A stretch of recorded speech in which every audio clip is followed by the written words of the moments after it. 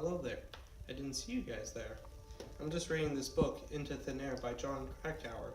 Today on our channel, John Cracker, we're going to be reviewing the book Into Thin Air. Now let's get started.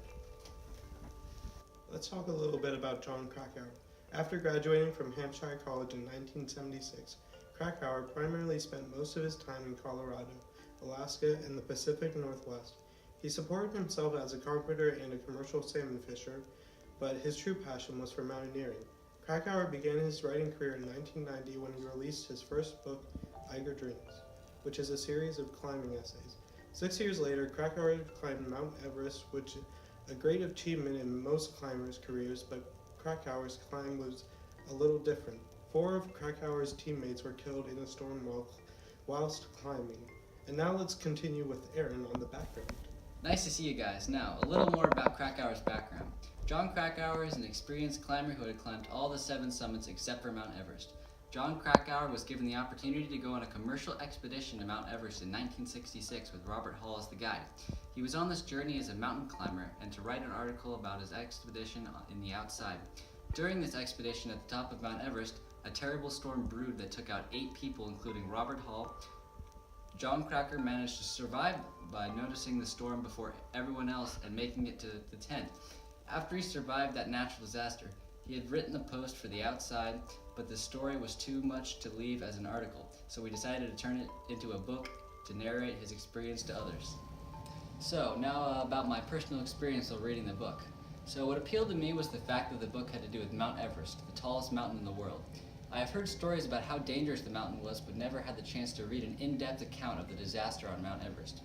John Krakauer surprisingly kept his composure while climbing and descending the mountain, for the most part. Before reading the book, I always viewed climbing as an activity you do in order to get an adrenaline high. But after reading this book, I learned that climbing is a very dangerous and intense sport that requires months of physical training and weeks of altitude acclimation. This reminds me of an article I read called The Most Misunderstood Jobs, which talks about how some jobs are viewed as lame or unproductive. This relates to Krakauer's situation because many people view climbing the same way as I did before I read the book.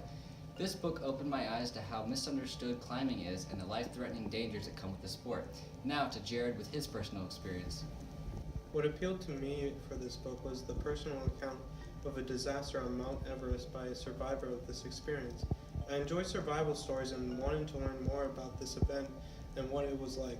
This story also reminds me of an article I read, What It's Like to Climb Mount Everest Without Oxygen.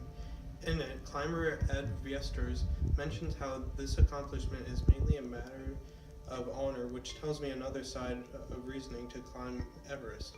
While I was in physics class, I would think about the physics of this book, including how sound travels slower in colder, thin air, which makes the attempt to find survivors or calling for help near impossible in a terrible storm.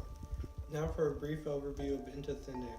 This book is about John Krakauer taking risks climbing Mount Everest with his commercial expedition while facing the elements of nature and seeing the consequences of the actions taken on this journey. Some major ideas mention what one risks losing if their lives are lost on this climb, such as Scott Fisher leaving his family at home. There is also a focus on the Sherpa workers who normally go unappreciated for their hard work, such as the young Kami Rita, who had joined a previous expedition as a cook boy, but met his fate falling into a chasm. One last major point is the events and reactions to a fierce storm on Mount Everest and what John Krakauer does in response. Now to Aaron with Critique A. So, for Critique A. When I picked up this book, I expected to learn about the struggles faced on Mount Everest and the trials one man faced to survive a surprise storm. My expectations for the story were met, but it offered me so much more in-depth analysis of this journey. I was surprised to see that that a lot of the story included focus on the Sherpas, since no one really mentions them such as on page 46. Sherpas remain an enigma to most foreigners, who tend to regard them through a romantic scrim. I wish I could have talked back to the author when he made it to the summit of Everest to be able to see how he truly felt at that point. I wanted to know about him accomplishing his goal, since he mentions on page 189, self-congratulation was extinguished by overwhelming apprehension about the long, dangerous descent that lay ahead. Now to Jared with Critique B.